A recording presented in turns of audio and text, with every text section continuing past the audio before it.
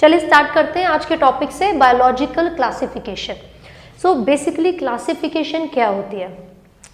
हम स्कूल में क्या करते हैं कि जो 11th स्टैंडर्ड के बच्चे हैं, जो 10th क्लास के बच्चे हैं, 9th क्लास के बच्चे हैं, उनको क्लास के हिसाब से अलग अलग ग्रुप में डिवाइड कर देते हैं, राइट। तो हम क्लासिफिकेशन में सेम वही चीज़ कि ऑर्गेनिजम्स को उनके कैरेक्टरिस्टिक्स के बेसिस पर डिफरेंट कैटेगरीज में, डिफरेंट ग्रुप्स में डिवाइड करना, उसको हम बोलते हैं क्लासिफिकेशन। यहाँ पर बायोलॉजिकल यानी कि लिविंग, हम जब ऑर्गेनिजम्स बोलते हैं दैट मीन्स ये बायोलॉजिकल क्लासिफिकेशन है। तो हम बोल सकते हैं इसके डिफाइन कि the grouping of organism into different categories on the basis of their characteristics, यानी कि ऑर्गेनिजम्स को उनके कैरेक्टरिस्टिक्स के बेसिस पर डिफरेंट ग्रुप्स में बांटना या डिवाइड करना, उसको हम कहते हैं बायोलॉजिकल क्लासिफिकेशन। अब ये जो क्लासिफिकेशन है यानी कि जो डिफरेंट ग्रुप्स में ऑर्गेनिज्म को बांटा गया है, इसको बहुत सारे डिफरेंट साइंटिस्ट ने अटेम्प्ट किया था। तो हम सबसे पहले बात कर रहे हैं एरिस्टोटल के बारे में। एरिस्टोटल जिनको हम बायोलॉजी के फादर भी बोलते हैं, राइट, या फिर हमने कई बार जूलॉजी भी सुना होगा। तो एरिस्टोटल ने सबसे पहले अटेम्प्ट किया था और उन्होंने बोला 2 किंगडम्स, कि हमारे वर्ल्ड में जितने भी ऑर्गेनिजम्स अवेलेबल हैं, जितने भी ऑर्गेनिजम्स सर्वाइव कर रहे हैं, उन सबको हमने कितने कैटेगरीज में डिवाइड किया? 2 किंगडम्स में। तो एरिस्टोटल के हिसाब से वो 2 किंगडम्स कौन कौन से थे? एक था प्लांट किंगडम और दूसरा था एनिमल किंगडम। एरिस्टोटल ने कहा कि जितने भी ऑर्गेनिजम्स हमारे वर्ल्ड में प्रेजेंट हैं वो 2 कैटेगरीज में आते हैं, 2 किंगडम में आते हैं, plant kingdom and animal kingdom. Plants के लिए उन्होंने बोला जितने भी हर्ब्स, श्रब्स और ट्रीज हैं वो सभी प्लांट के अंदर आएंगे। और एनिमल के लिए उन्होंने बोला इसमें 2 कैटेगरीज होंगी, कुछ ऐसे एनिमल्स जिनके पास रेड ब्लड है यानी कि विद रेड ब्लड, और जो बाकी ऑर्गेनिजम्स हैं वो विदाउट रेड ब्लड। यहाँ पर ट्रीज, श्रब्स एंड हर्ब्स ये सब थे। तो एरिस्टोटल के हिसाब से 2 किंगडम है, plant kingdom and animal kingdom.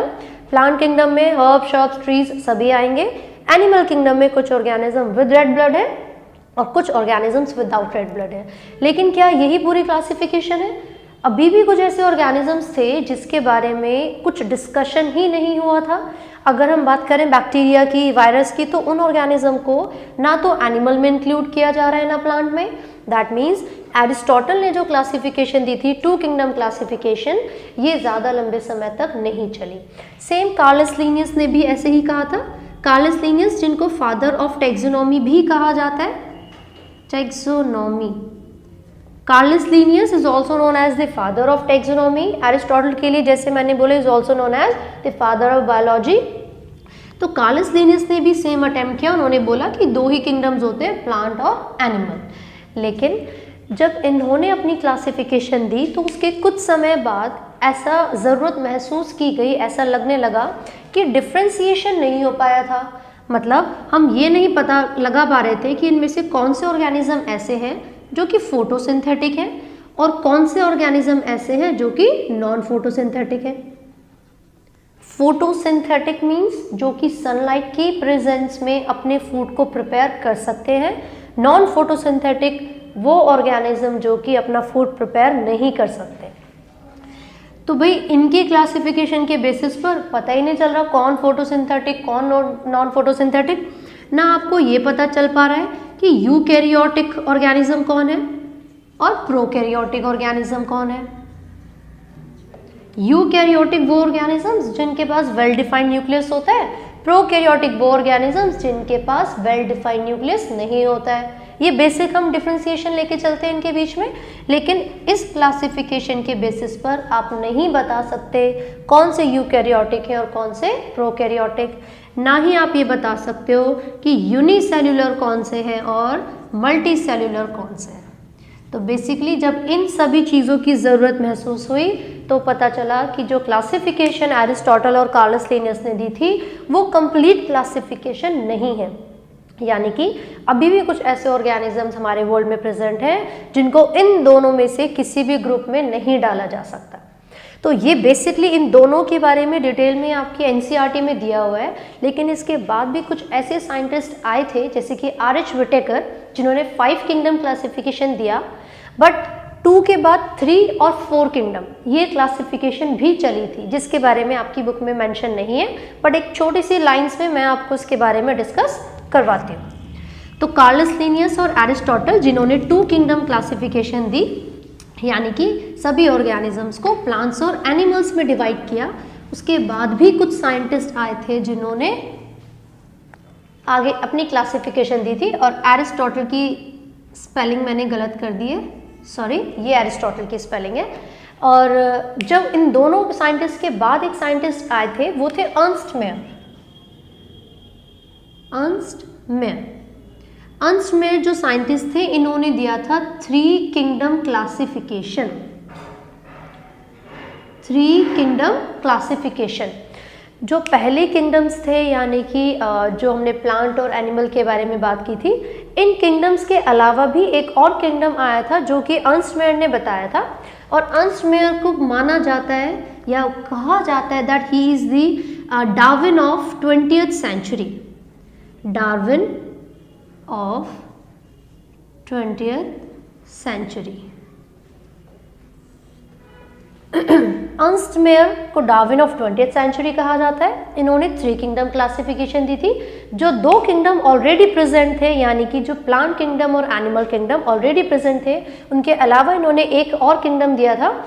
सो जो 3 किंगडम इन्होंने बताए थे वो एक तो था प्लांट, देन एनिमल, एंड जो 3rd किंगडम ऐड किया गया था वो था प्रोटिस्टा।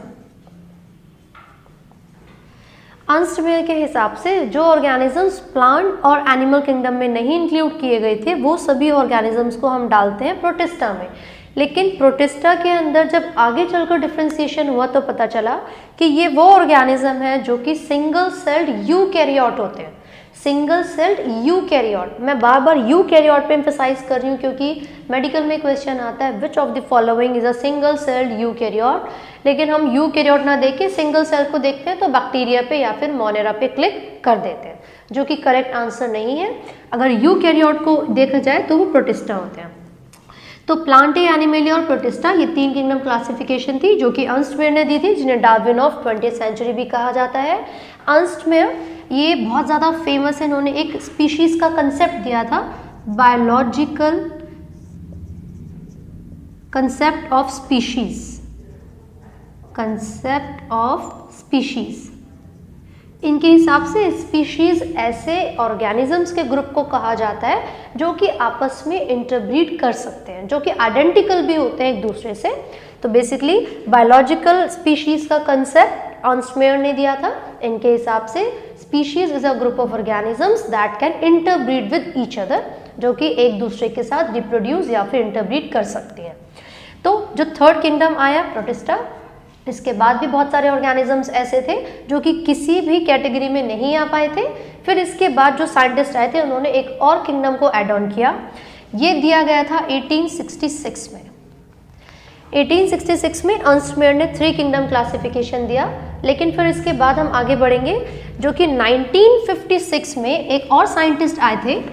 1956 में एक और साइंटिस्ट आए जिनका नाम था Copeland. In 1956, he gave 4 kingdom classification. 4 kingdom classification. जो 3 किंगडम हमने ऑलरेडी पढ़ लिए हैं वो है प्लांट, एनिमल या फिर एनिमेलिया, एंड 3rd किंगडम हमने पढ़ा था प्रोटिस्टा। तो जो 4th किंगडम ऐड ऑन किया गया था, जो कि कोपलैंड ने डिस्कवर किया या फिर ऐड ऑन किया था, वो था मोनेरा। मोनेरा में वो ऑर्गेनिजम्स इंक्लूड किए गए थे जो कि सिंगल सेल्ड प्रोकैरियोटिक थे, और बेसिकली मोनेरा में सभी बैक्टीरिया को इंक्लूड किया जाता है। सो कोपलैंड ने दिया था 4 किंगडम क्लासिफिकेशन, बट स्टिल अभी जो ऑर्गेनिजम्स हैं जो कि किसी भी कैटेगरी में नहीं आ पाए थे वो रह गए हैं, एंड दीज वर फंजाई। तो फंजाई को जिन्होंने अपनी क्लासिफिकेशन में इंक्लूड किया था वो थे आर.एच. विटेकर। अब हम आर.एच. व्हिटेकर के बारे में डायरेक्टली बात करते हैं। आर.एच. व्हिटेकर जिन्होंने 5 किंगडम क्लासिफिकेशन दिया था,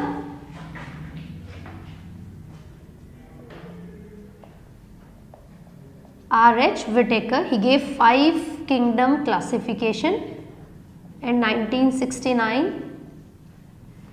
R.H. Whittaker के हिसाब से जो 5 किंगडम्स थे वो थे Monera, protista, fungi, Plantae and animalia. Question जो सबसे इंपॉर्टेंट इस बारे में पूछा जाता है वो पूछेंगे कि what is the basis of classification. जो आर.एच. व्हिटेकर ने 5 किंगडम क्लासिफिकेशन दी है वो किस बेसिस पर दी है, तो इसके लिए कुछ पॉइंट्स प्लीज याद रखिए। सेल स्ट्रक्चर कैसा था उन ऑर्गेनिज्म का, या फिर सेल वॉल का, या फिर हम बोल सकते हैं कि थैलस ऑर्गेनाइजेशन। थैलस ऑर्गेनाइजेशन का मतलब है कि वो जो पर्टिकुलर ऑर्गेनिजम्स हैं क्या उनकी जो बॉडी है वो डिफ्रेंशिएटेड है या नहीं। देन हम बात करते हैं मोड ऑफ न्यूट्रिशन की। मोड ऑफ न्यूट्रिशन से मेरा मतलब है कि वो जो ऑर्गेनिज्म थे वो ऑटोट्रॉपिक है या हेटेरोट्रॉपिक है। देन मोड ऑफ रिप्रोडक्शन, यानी कि वो एसेक्सुअली रिप्रोड्यूस करते हैं या फिर सेक्सुअली रिप्रोड्यूस करेंगे। And then last is evolutionary relationship. Evolutionary या फिर फाइलोजेनिक, फाइलोजेनिक का मतलब यही है, फाइलोजेनेटिक रिलेशनशिप का मतलब इवोल्यूशनरी रिलेशनशिप ही होता है, फाइलोजेनेटिक रिलेशनशिप, जो कि हमें बताएगा कि प्रीवियस यानी कि जो थाउजेंड्स ऑफ ईयर्स से अब तक जिन ऑर्गेनिजम्स में चेंजेस आए हैं वो क्या क्या चेंजेस हैं। तो basically these were the basis of classification जो कि आर.एच. व्हिटेकर ने यूज़ किया था 5 किंगडम क्लासिफिकेशन देने के लिए। इन्हीं पांचों पॉइंट्स के आधार पर, इनके बेसिस पर आर.एच. व्हिटेकर ने ये क्लासिफिकेशन दी थी। तो बहुत सारी ऐसी चीज़ें हैं जो कि हमें याद रखनी है, ना कि सिर्फ मेडिकल के पर्पज से बल्कि 11th के पर्पज से भी। तो ये थी क्लासिफिकेशन ऑफ ऑर्गेनिज्म जो कि हमने पढ़ी है। डिफरेंट साइंटिस्ट ने डिफरेंट क्लासिफिकेशन दी है, हमें इन सभी के बारे में याद रखना है। लेकिन जो मोस्ट प्रिवेलिंग है, जो कि आज मानी जाती है, जिसको सबसे ज़्यादा पढ़ा जाता है, वो है 5 kingdom classification. 5 kingdom classification.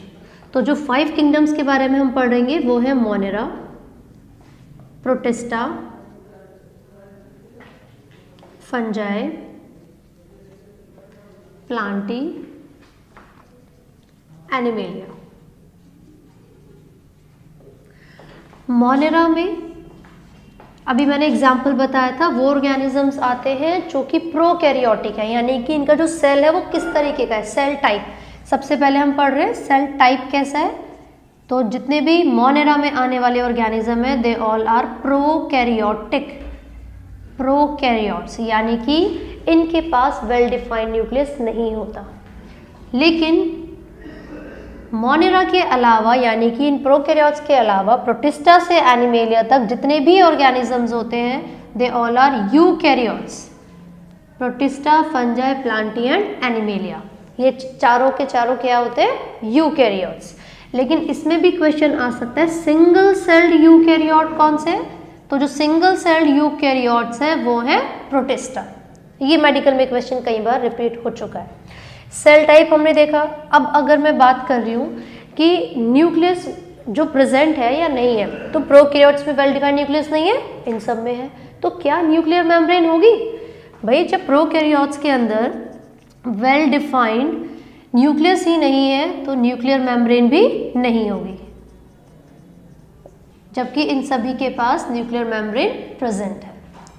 Then हम बात करेंगे कि इन ऑर्गेनिजम्स की जो सेल वॉल है वो कैसी है, किस चीज़ से बनी हुई है। तो सेल वॉल की बात करें हम, इन ऑर्गेनिज्म की जो सेल वॉल होती है पॉलीसैकेराइड, शुगर जिसको हम बोलते हैं जनरली। प्रोटिस्टा की अगर हम बात करेंगे तो प्रोटिस्टा में जो सेल वॉल प्रेजेंट होती है वो नॉन सेल्यूलोजिक होती है,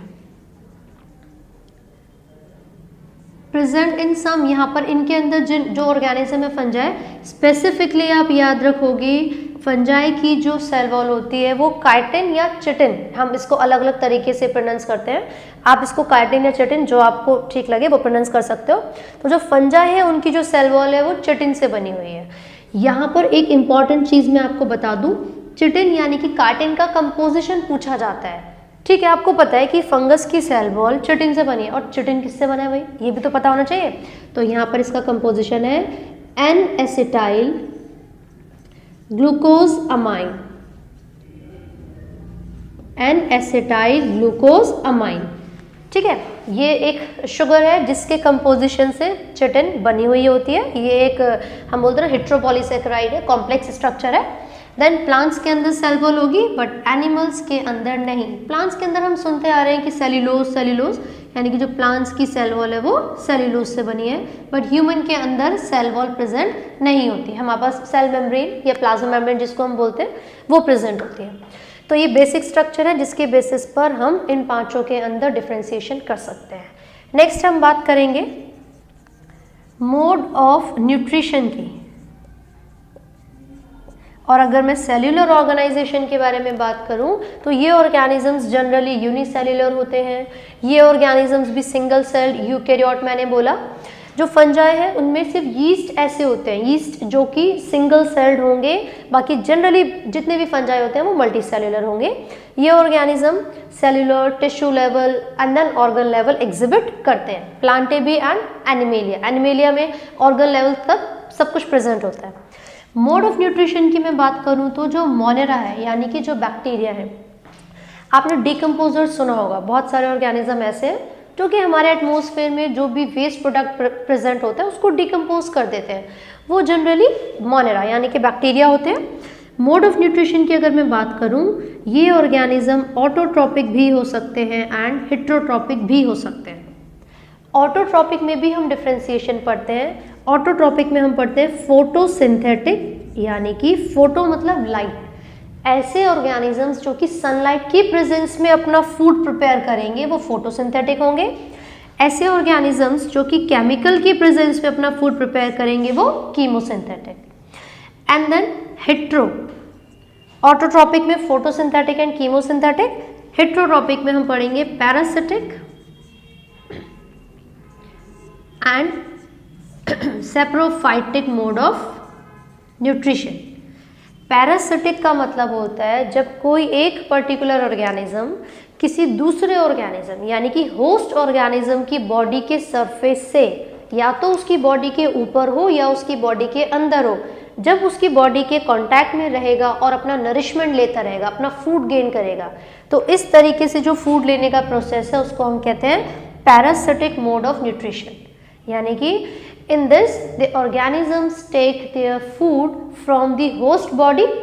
अगर ये अंदर रहते हैं तो एंडोपैरासाइट, अगर ये बाहर रहते हैं तो एक्टोपैरासाइट।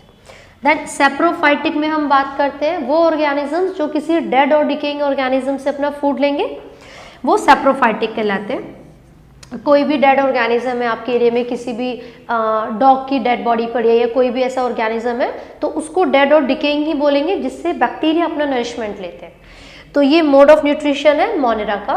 देन प्रोटिस्टा, प्रोटिस्टा भी ऑटोट्रॉपिक। ये जो ऑटोट्रॉपिक है यानी कि ये सनलाइट की प्रेजेंस में अपना फूड प्रिपेयर करेंगे।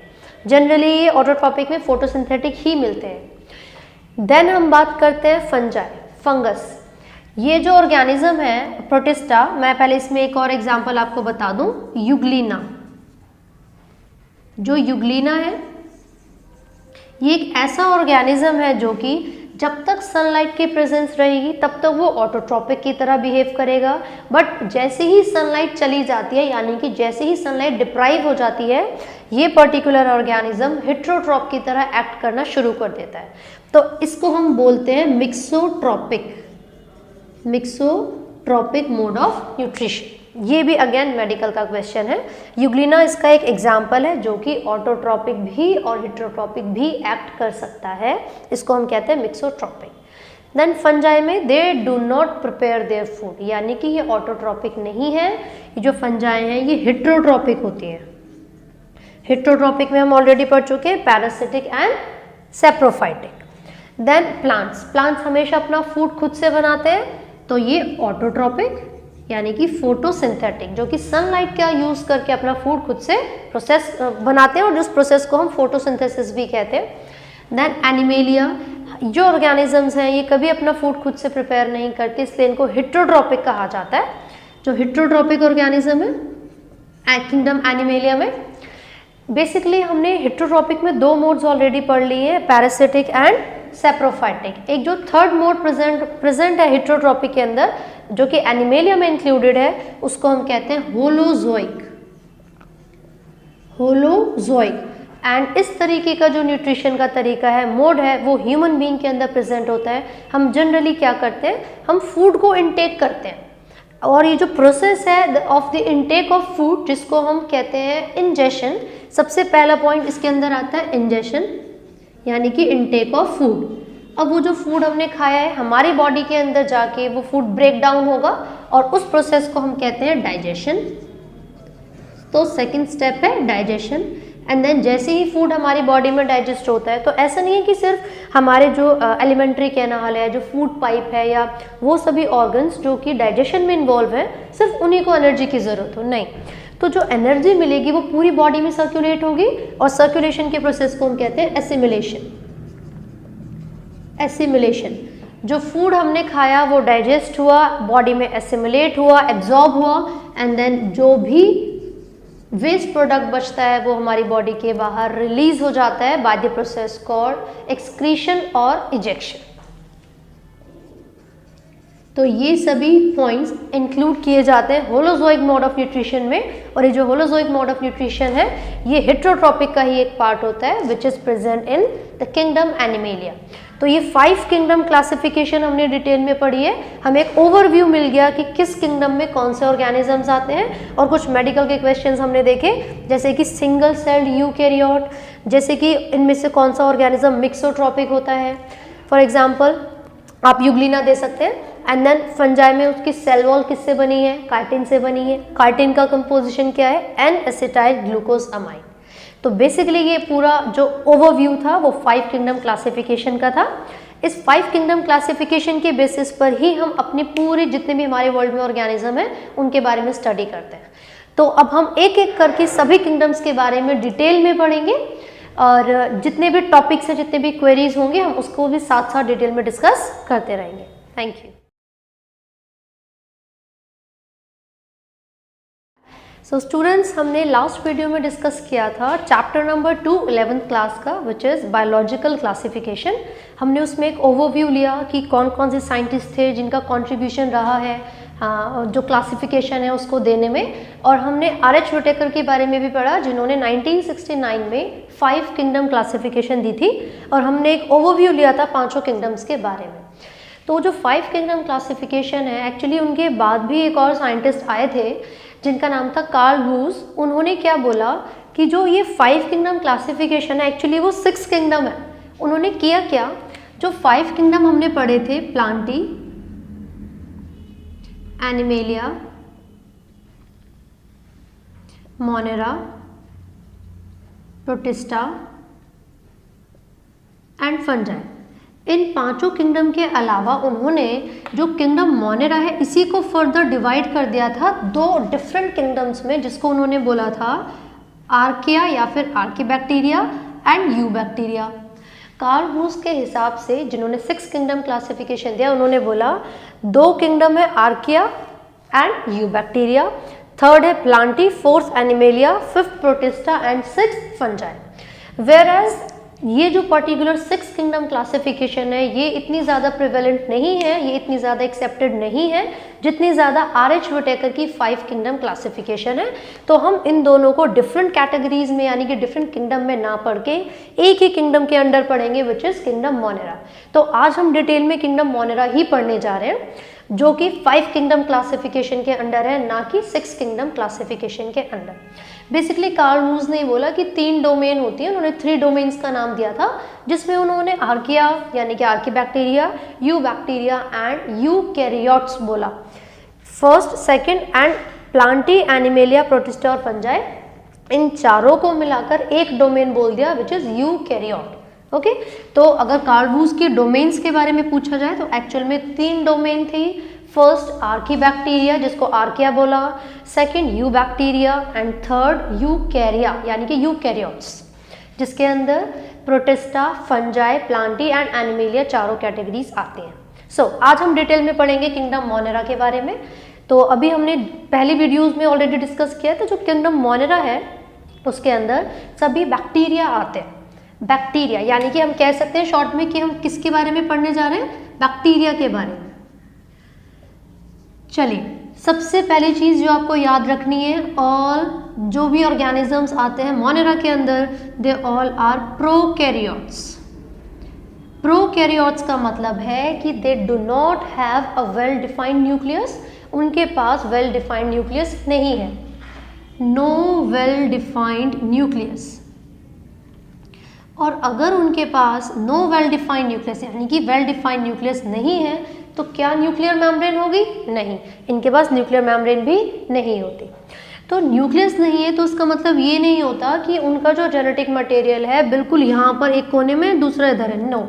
हालांकि वो स्कैटर्ड होगा, बट कहीं ना कहीं कोई एक रीजन ऐसा होता है बैक्टीरिया के अंदर जहाँ पर मोस्टली डीएनए का जो अमाउंट है वो पैकेज्ड होकर एक साथ प्रेजेंट होता है, and this particular region is called nucleoid. इस रीजन को हम न्यूक्लियोइड कहते हैं। बैक्टीरिया के अंदर वो रीजन जहाँ पर डीएनए कलेक्टिवली प्रेजेंट होता है उसको हम न्यूक्लियोइड कहते हैं। लेकिन ऐसा नहीं है कि ये जो डीएनए है ये किसी प्रोटीन के किसी हिस्टोन की मदद से पैकेज्ड हो, नहीं। इन ऑर्गेनिजम्स के अंदर यानी कि बैक्टीरिया के अंदर जो भी पैकेजिंग हो रही है वो नॉन हिस्टोन प्रोटीन्स की मदद से हो रही है, उनमें कोई हिस्टोन्स प्रेजेंट नहीं होते हैं, वो यूकैरियोट्स के अंदर प्रेजेंट है। चलिए, तो पहला पॉइंट हमने पढ़ा, ये प्रोकैरियोट्स होते हैं, इनके पास वेल डिफाइंड न्यूक्लियस नहीं है, मतलब न्यूक्लियर मेम्ब्रेन भी नहीं है। इनके पास जो जेनेटिक मटेरियल कलेक्टिवली प्रेजेंट होता है वो न्यूक्लियोइड के अंदर प्रेजेंट होता है। आगे हम पढ़ेंगे कि ये जो ऑर्गेनिजम्स हैं ये वाइडली डिस्ट्रीब्यूटेड हैं, मतलब वाइडली मतलब बहुत ज़्यादा जगह पर मिलने वाले ऑर्गेनिजम्स हैं। अगर आप एक मुट्ठी भर सैंड को उठाते हो, रेत को उठाते हो, तो आप उसमें देखोगे थाउजेंड्स ऑफ बैक्टीरिया प्रेजेंट होते हैं। तो इसको हम कॉस्मोपॉलिटन या फिर वाइडली स्प्रेड भी कह देते हैं, बहुत ज़्यादा जगह पर ये स्प्रेड होते हैं। इसके बाद हम इनके सेल वॉल के बारे में बात करें तो इन ऑर्गेनिज्म की जो सेल वॉल है वो पेप्टिडोग्लाइकन की बनी होती है। पेप्टिडोग्लाइकन यानी कि शुगर प्लस अमीनो एसिड्स, मैं लिख देती हूँ sugar plus amino acids. But except archaebacteria and mycoplasma, हम इसके बारे में डिटेल में अभी पढ़ेंगे। मैंने यहाँ पर बोला कि जनरली जितने भी मोनेरा में आने वाले ऑर्गेनिजम्स हैं उनकी जो सेल वॉल है वो पेप्टिडोग्लाइकन की बनी है, यानी कि शुगर और अमीनो एसिड के कंपोजिशन से, एक्सेप्ट आर्किया एंड माइकोप्लाज्मा, मतलब इन दोनों की सेल वॉल पेप्टिडोग्लाइकन की नहीं है। बेसिकली आप इसमें म्यूरिन पढ़ोगे जिसकी सेल वॉल बनी होती है आर्किया के अंदर। तो ये कुछ कैरेक्टरिस्टिक फीचर है। इसके बाद अगर हम बात करते हैं ये रिप्रोड्यूस कैसे करेंगे, जनरली ये ऑर्गेनिज्म एसेक्सुअली रिप्रोड्यूस करते हैं, but a sort of sexual reproduction भी हम ऑब्जर्व कर लेते हैं ऑर्गेनिजम्स के अंदर। फिर उसके बाद स्ट्रक्चर्स में देखेंगे कि इनकी जो स्ट्रक्चर है, जो शेप है, वो 4 तरीके की हो सकती है। बेसिक ऑर्गेनाइजेशन यानी कि जो बेसिक शेप्स होती हैं बैक्टीरिया की, इट इज़ ऑफ 4 टाइप्स। हम डायग्राम के साथ इसको पढ़ेंगे। जो 4 शेप्स हैं बैक्टीरिया की, सबसे पहले हम पढ़ते हैं कोकस, जिसमें आपको ये बिल्कुल गोल गोल माइक्रोस्कोपिक नजर आएंगे। देन हम पढ़ते हैं रॉड शेप्ड बैसिलस, इसके अंदर आप देखोगे थोड़ा रॉड टाइप इस शेप में वो ऑर्गेनिजम्स प्रेजेंट होते हैं। देन थर्ड आप देखोगे स्पाइरलम या फिर स्पाइरला, जस्ट बिकॉज इन ऑर्गेनिज्म के पास ऐसे थ्रेड लाइक फ्लैजिला जैसे स्ट्रक्चर प्रेजेंट होते हैं, स्पाइरला प्रेजेंट होते हैं, इनको हम बोलते हैं spirillum. And fourth is comma shaped vibrio. Comma shape, मैंने बोला कॉमा शेप, तो हम ऐसे कॉमा बना के इन ऑर्गेनिजम्स का डायग्राम बना सकते हैं, ड्रॉ कर सकते हैं। कुछ ऐसी शेप होती है इन ऑर्गेनिजम्स की। तो ये बेसिक 4 शेप्स हैं जो कि प्रेजेंट होती हैं बैक्टीरिया के अंदर। जनरली जो बैक्टीरिया प्रेजेंट होते हैं वो इन्हीं चारों में से किसी शेप में प्रेजेंट होंगे, और ये सबसे ज़्यादा मिलने वाली होती है। आप कई जगह रोड शेप पढ़ते हो, उसका मतलब बैसिलस है। देन स्पेरिकल कोकस, स्पाइरलम जिसमें फ्लैजिला जैसे स्ट्रक्चर प्रेजेंट होते हैं, and then comma shape vibrio. तो ये बेसिक शेप्स होती हैं जो कि बैक्टीरिया की मिलती हैं। इसके आगे हम पढ़ेंगे इनकी जो क्लासिफिकेशन है, किस तरीके से बैक्टीरिया को डिवाइड किया गया है। तो उसमें हम पढ़ेंगे कि बैक्टीरिया को हमने आर्किया बैक्टीरिया या फिर आर्किया एंड यू बैक्टीरिया की कैटेगरी में डिवाइड किया हुआ है। आर्की बैक्टीरिया जो होते हैं ये बेसिकली हर एक कंडीशन में, हार्श से भी ज़्यादा हार्श कंडीशंस में ये सर्वाइव कर सकते हैं। तो इसमें हम काफ़ी सारे एग्जाम्पल पढ़ते हैं और हम देखते हैं कि जो सेल वॉल है वो काफ़ी स्टिफ होती है, बहुत अलग तरीके की बनी होती है। मैंने अभी म्यूरिन लिखा था जिस चीज़ से उनकी जो सेल वॉल है वो बनी हुई है। तो वो जो सेल वॉल का कंपोजिशन है वो कुछ इस तरीके का है कि वो इनको सक्षम बनाता है, एबल बनाता है कि ये किसी भी बेकार से बेकार कंडीशन में, हार्श कंडीशन में सर्वाइव कर सके। तो इसमें हम एक एग्जाम्पल मिथेनोजेंस का लेंगे। मिथेनोजेंस बेसिकली इनका नाम मिथेनोजेंस, ऐसे ऑर्गेनिजम्स जो कि मिथेन को प्रोड्यूस कर सकते हैं। इनका नाम जो मिथेनोजेंस पड़ा हुआ है इसलिए रखा हुआ है क्योंकि ये कुछ ऐसे बैक्टीरिया हैं, ऐसे माइक्रोब्स हैं, माइक्रो ऑर्गेनिज्म हैं जो कि मिथेन गैस को प्रोड्यूस करने के लिए रिस्पॉन्सिबल है। ये ऑर्गेनिजम्स मिलते हैं जो कैटल होते हैं, गाय भैंस वगैरह, उनके गट में, इंटेस्टाइन में। ये क्या करते हैं, जो गोबर उनका प्रोड्यूस होता है यानी कि जो डंग प्रोड्यूस होता है उसको मिथेन यानी कि बायोगैस में कन्वर्ट करने के लिए रिस्पॉन्सिबल है। तो अगर गोबर गैस या बायोगैस के प्रोडक्शन में जो मिथेन गैस सबसे ज़्यादा अमाउंट में प्रेजेंट होती है वो कहाँ से आती है, वो ये मिथेनोजेंस बैक्टीरिया है जो कि उन बैक्टीरिया के अंदर डिकम्पोजिशन करते हैं और CH4 यानी कि मिथेन गैस को प्रोड्यूस करवाते हैं। नेक्स्ट मैं बात करूंगी हेलोफाइल्स।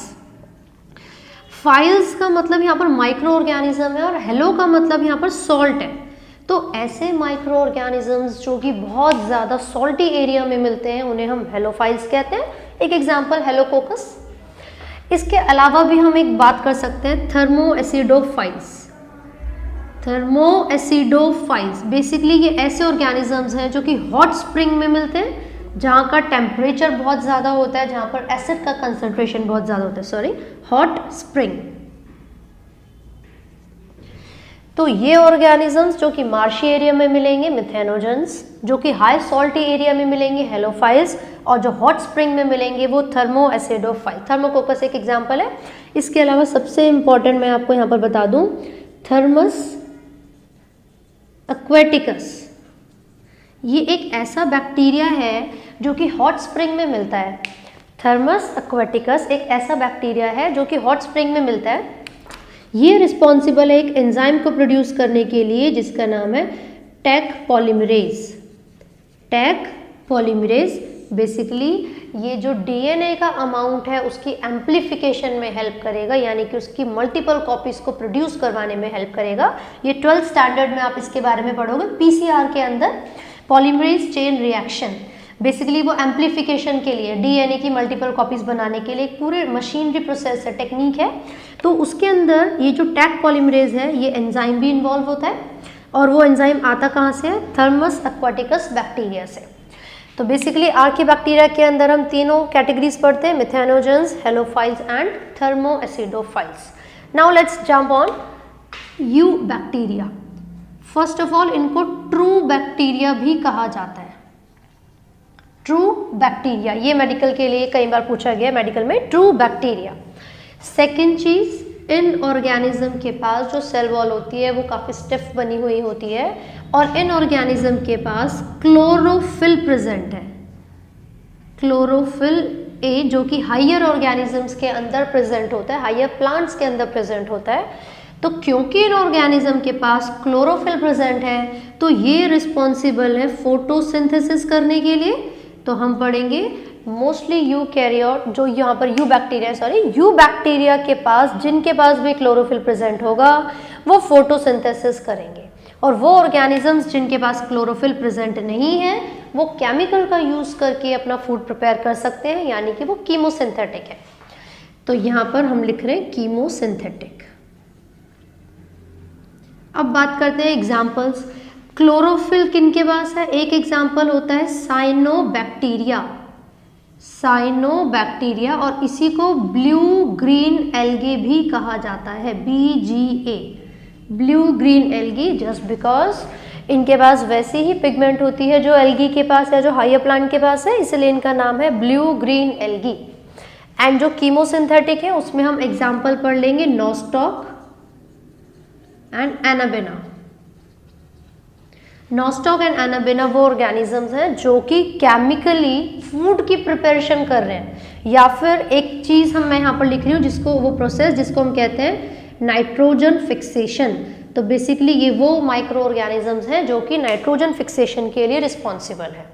तो अगर मैं मेडिकल के क्वेश्चंस की बात करूँ, मिथेनोजन का सबसे ज़रूरी है, पूछा जाता है आप एक मार्शी एरिया के वहाँ से गुजर रहे थे, आप निकल रहे थे, आपने देखा बड़ी ओडोर बहुत स्मेल आ रही है, तो वो जो स्मेल आ रही है वो किसकी वजह से है? Either the option will be archaebacteria और मिथेनोजेंस। अगर आर्कीबैक्टीरिया या मिथेनोजन में से कोई भी ऑप्शन आपको नज़र आता है तो वही इसका करेक्ट आंसर होगा। इसके अलावा पूछ सकते हैं आपसे which of the following is known as true bacteria, तो वो यू बैक्टीरिया होगा। या फिर पूछेंगे बीजीए का दूसरा नाम ब्लू ग्रीन एल्गी का साइनोबैक्टीरिया, या पूछ लेंगे blue green algae is a red algae, green algae, actually it is not an algae, वो बैक्टीरिया है साइनोबैक्टीरिया। फिर आपसे पूछेंगे आप ऐसे ऑर्गेनिजम्स का बताइए इनमें से जो नाइट्रोजन फिक्सेशन करवाता हो, तो नॉस्टॉक या एनाबेना कोई भी एग्जाम्पल आपको मिल सकते हैं। बेसिकली करते क्या है, हमारे एटमॉस्फेयर में जो फॉस्फोरस है या जो बाकी मिनरल्स हैं, नाइट्रोजन है, इन सब का फिक्सेशन करते हैं, एटमॉस्फेरिक बैलेंस को मेंटेन करने में हेल्प करते हैं। अब ये तो हमने पढ़ा कि यू बैक्टीरिया किस तरीके से ऑटोट्रॉपिक न्यूट्रिशन को शो करते हैं, फोटोसिंथेटिक भी हो सकते हैं एंड कीमोसिंथेटिक भी। लेकिन अगर मैं बात करूँ सभी बैक्टीरिया की कलेक्टिवली, तो जनरली यानी कि जो मेजॉरिटी मिलती है वो हेट्रोट्रॉपिक होते हैं, हेट्रोट्रॉपिक। ओके, ये जो ऑर्गेनिजम्स हैं जो यू बैक्टीरिया हैं वो बहुत ज़्यादा माइक्रोस्कोपिक होंगे, फिलामेंटस हो सकते हैं या कॉलोनी में रह सकते हैं। कई बार ये जो कॉलोनी में रहते हैं इनके, अगर ये एक्वेटिक भी है तो इनके पास एक लेयर होती है, एक म्यूकस की बनी हुई शीट होती है, इसको म्यूसिलेजिनियस कवरिंग कहा जाता है, जीनियस शीट भी कह सकते हैं। और जो नाइट्रोजन फिक्सेशन करने के लिए रिस्पॉन्सिबल हैं वो कुछ सेल्स हैं जिनको हेट्रोसिस्ट कहा जाता है। हेट्रोसिस्ट वो सेल्स हैं जो कि रिस्पॉन्सिबल है नाइट्रोजन फिक्सेशन करने के लिए इन दीज माइक्रो ऑर्गेनिजम्स। तो हम बात कर रहे हैं heterotrophic mode of nutrition. Heterotrophic का मतलब है बाकी ऑर्गेनिज्म से अपना फूड लेना, तो ये ऑर्गेनिजम्स हेट्रोट्रॉपिक भी हो सकते हैं, पैरासाइट भी हम कह सकते हैं, जनरली सैप्रोफाइटिक जो कि डीकम्पोजर्स की फॉर्म में आपने पढ़ा हुआ है। तो अगर मैं बात करूं जो यू बैक्टीरिया है या जो सिर्फ जनरली बैक्टीरिया है वो किस तरीके से हमारे लिए फ़ायदेमंद है या किस तरीके से हमारे लिए हार्मफुल है, तो अगर मैं फ़ायदे की बात करूं तो आप देखोगे कि जो डेड बॉडी है किसी ऑर्गेनिज्म की, कोई डॉग है या कोई और कैट है, कोई भी ऑर्गेनिज्म है, तो जो डिकम्पोजर्स होते हैं उनकी पूरी बॉडी को डिग्रेड कर देते हैं, राइट। तो ये तो एक अच्छी बात है ना, वरना बहुत ज़्यादा स्मेल होगी, पॉल्यूशन बहुत ज़्यादा होगा, तो एक तरीके से ये क्लिनजिंग एजेंट की तरह काम कर रहे हैं। सेकेंड, आपने देखा होगा सॉइल की फर्टिलिटी को इंक्रीज करवाने में ही इनका मेजर रोल है। थर्ड, एक जो बैक्टीरिया जनरली सबको पता होता है लैक्टोबैसिलस, आपने सुना होगा, जो कि मिल्क को कर्ड में कन्वर्ट करने के लिए हेल्प करता है। बहुत सारे ऐसे बैक्टीरिया हैं जो एंटीबायोटिक्स की फॉर्मेशन में भी हेल्प करते हैं। तो बेसिकली इस तरीके से ये हम लोगों के लिए बहुत ज़्यादा फ़ायदेमंद है, बहुत ज़्यादा यूज़फुल है। और अगर हार्मफुल की बात किया जाए तो वो लोग बहुत सारे डिजीज़ भी करवाते हैं, चाहे वो प्लांट्स में हो या एनिमल्स में हो। सबसे पहले तो आप स्ट्रेप्टोकोकस निमोनिया की बात कर सकते हैं जो कि निमोनिया करवाता है, या फिर टाइफॉइड, ये सभी वो डिजीज़ हैं जो कि बैक्टीरिया से होती हैं। तो बेसिकली जितने ज़्यादा फ़ायदेमंद है उतने ही ज़्यादा नुकसानदायक भी हैं। चलिए, तो अभी हमने क्लासिफिकेशन कंप्लीट कर ली है, अब हम बात करेंगे कि किस तरीके से उन ऑर्गेनिज्म में रिप्रोडक्शन होती है। अगर रिप्रोडक्शन की बात करते हैं तो ये organism as I said generally asexually reproduce करेंगे, लेकिन इनके पास सेक्सुअली रिप्रोड्यूस करने का भी एबिलिटी होती है। अगर रिप्रोडक्शन पढ़ते हैं बैक्टीरिया के अंदर तो वो 3 तरीके से हम पढ़ते हैं। फर्स्ट है कॉन्जुगेशन। कॉन्जुगेशन, चलिए, जनरली ये एसेक्सुअली बाइनरी फिजन या फिजन से रिप्रोड्यूस करते हैं, लेकिन जब भी अनफेवरेबल कंडीशंस होती है सॉर्ट ऑफ सेक्सुअल रिप्रोडक्शन होती है by DNA to DNA transfer. एक ऑर्गेनिज्म का डीएनए दूसरे ऑर्गेनिज्म के डीएनए में या फिर सेल में ट्रांसफर हो जाता है। तो मैं कह सकती हूँ सेल टू सेल कॉन्टैक्ट हो रहा है यहाँ पर। तो जब भी कोई 2 बैक्टीरिया एक दूसरे के कॉन्टैक्ट में आएंगे और उनका डीएनए ट्रांसफर होगा, तो इस तरीके के जो मोड ऑफ रिप्रोडक्शन है उसको हम कॉन्जुगेशन कहते हैं। तो कॉन्जुगेशन में एक बैक्टीरियल सेल से दूसरे बैक्टीरियल सेल में डीएनए का ट्रांसफर हो जाएगा। सेकेंड होता है ट्रांसडक्शन। ट्रांसडक्शन में बेसिकली किसी वेक्टर के थ्रू, या फिर वो वेक्टर मैं यहाँ पर बोलूँगी वायरस, जब भी किसी वायरस के थ्रू जेनेटिक मटेरियल ट्रांसफ़र होता है किसी बैक्टीरिया के अंदर, तो इस प्रोसेस को हम कहते हैं transduction. And the third one is transformation. Transformation basically जो ट्रांसफॉर्मेशन है ये हम 12th स्टैंडर्ड में डिटेल में पढ़ते हैं बायोटेक्नोलॉजी के अंदर। हम क्या करते हैं कि किसी बैक्टीरिया को कॉम्पिटिटिव बना देते हैं ताकि वो अपने एनवायरनमेंट में से, एक्सटर्नल एरिया में से डीएनए को ले सके। तो जब भी किसी बैक्टीरिया के अंदर एक्सटर्नल सरफेस से डीएनए की एंट्री होती है, डीएनए फ्रॉम सराउंडिंग, जब भी किसी बैक्टीरिया के अंदर उसके सराउंडिंग में से डीएनए की एंट्री होगी तो इस प्रोसेस को हम बोलेंगे ट्रांसफॉर्मेशन। कॉन्जुगेशन में सेल टू सेल कांटेक्ट था, ट्रांसडक्शन में वायरस के थ्रू हो रहा था, और ट्रांसफॉर्मेशन में ह्यूमन बीइंग भी आर्टिफिशियली करवा देते हैं, या फिर जो एटमॉस्फेयर में डीएनए प्रेजेंट है बैक्टीरिया उसको अपटेक कर लेता है। तो ये तीनों वो प्रोसेसेस हैं जिसकी मदद से या जिनकी हेल्प से ये जो बैक्टीरिया हैं वो रिप्रोड्यूस करते हैं। इसके बाद बैक्टीरिया में एक सबसे इम्पॉर्टेंट पॉइंट है माइकोप्लाज्मा। माइकोप्लाज्मा के बारे में हम पढ़ रहे हैं। First thing, it is the smallest living cell. Smallest living cell. इनके पास भाई सेल वॉल भी नहीं है। एक तो ये स्मॉलेस्ट लिविंग सेल है, दूसरा इनके पास सेल वॉल ही नहीं है, और तीसरा पॉइंट ये कि ये जो ऑर्गेनिज्म है बिना ऑक्सीजन के भी सर्वाइव कर सकते हैं। तो बिल्कुल अटपटा सा लग रहा है सुनने में, ना भाई सेल वॉल है ना ऑक्सीजन चाहिए, अपने आप ही सर्वाइव कर रहे हैं, तो जोकरों वाली बात होगी ना, एकदम हंसी वाली बात। तो यही रीजन है कि इन माइकोप्लाज्मा को कहा जाता है joker of the plant kingdom, just because they do not have a cell wall, और वो बिना ऑक्सीजन के भी सर्वाइव कर सकते हैं। तो स्मॉलेस्ट लिविंग सेल पूछा जाए तो माइकोप्लाज्मा होगा। It does not have a cell wall, तो मैं लिख रही हूँ सेल वॉल एब्सेंट, और ये बिना ऑक्सीजन के भी सर्वाइव कर सकते हैं। एक इसके अंदर आप पढ़ सकते हो PPLO, यानी कि प्लूरो निमोनिया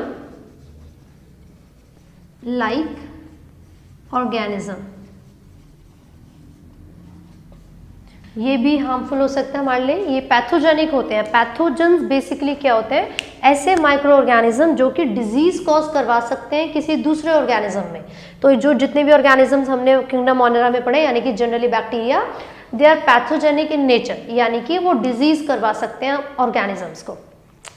तो ये था ओवरऑल द किंगडम मोनेरा, जिसमें हमने पढ़ा सभी बैक्टीरिया के बारे में, वो कैसे रिप्रोड्यूस करते हैं, उनका स्ट्रक्चर कैसा है कैसा नहीं। तो कई बार फ्लैजिला के बारे में भी बात आती है। कुछ ऐसे वर्ड्स हैं, फ्लैजिला, पिलाई एंड फिम्ब्रे। मैं यहाँ पे लिख देती हूँ, let me rub this first. जो फ्लैजिला है, अब तक हमने सुना है कि फ्लैजिला हेल्प करता है लोकोमोशन में, मूवमेंट में, बिल्कुल ठीक है। इनमें से कुछ ऑर्गेनिज्म ऐसे होंगे जिनके पास पिलाई डबल भी होता है, और कुछ ऐसे जिनके पास फिम्ब्रे होता है। तो बेसिकली ये जो दोनों स्ट्रक्चर आपको दिख रहे हैं, ये सेलुलर एक्सटेंशन है, सेल के ऊपर से निकलने वाली एक्सटेंशन है। ब्रश बॉर्डर लाइक स्ट्रक्चर होते हैं, राइट। लेकिन इन दोनों में से किसी का भी फंक्शन लोकोमोशन नहीं है। मेडिकल में भी कई बार एक क्वेश्चन आता है, इन दोनों में से किसी का भी फंक्शन लोकोमोशन नहीं है, मूवमेंट नहीं है। ये सिर्फ सबस्ट्रेटम से अटैचमेंट प्रोवाइड करवाने में हेल्प करते हैं, ना कि मूवमेंट में। मूवमेंट के लिए फ्लैजिला प्रेजेंट होता है। और जो बैक्टीरिया का फ्लैजिला है वो एक प्रोटीन से बना हुआ है जिसको हम कहते हैं फ्लैजिलिन। कई जगह आपको 9+2 अरेंजमेंट मिलेगा, लेकिन वो 9+2 अरेंजमेंट जो माइक्रोट्यूब्यूल की होती है, this is not for bacteria. वो बैक्टीरिया के लिए नहीं है, वो यूकैरियोटिक ऑर्गेनिजम्स के अंदर है। जो साइटोस्केलेटन बना हुआ होता है वो 9+2 का बना हुआ है। बैक्टीरिया का 9+2 अरेंजमेंट नहीं होता। बैक्टीरिया के अंदर जो फ्लैजिला बना है वो एक प्रोटीन से बना है which is known as flagellin. तो ये बेसिक चीज़ें थी बैक्टीरिया के बारे में। अभी बहुत सारी चीज़ें, अगर मैं मेडिकल की बात करूँ, थाउजेंड्स ऑफ एग्जाम्पल्स हैं जिसको हमें पढ़ना पड़ेगा, वो कौन से डिजीज़ करवा रहे हैं, कैसे करवा रहे हैं। तो ये सब चीज़ें भी हम डिटेल में डिस्कस करेंगे। फॉर नाउ ये जो किंगडम मोनेरा है 11th स्टैंडर्ड के हिसाब से, और कुछ मेडिकल के क्वेश्चंस जो इंपॉर्टेंट हैं, बार बार रिपीट होते रहते हैं और NCERT के ही हैं, वो मैंने आपके साथ में डिस्कस कर लिए हैं।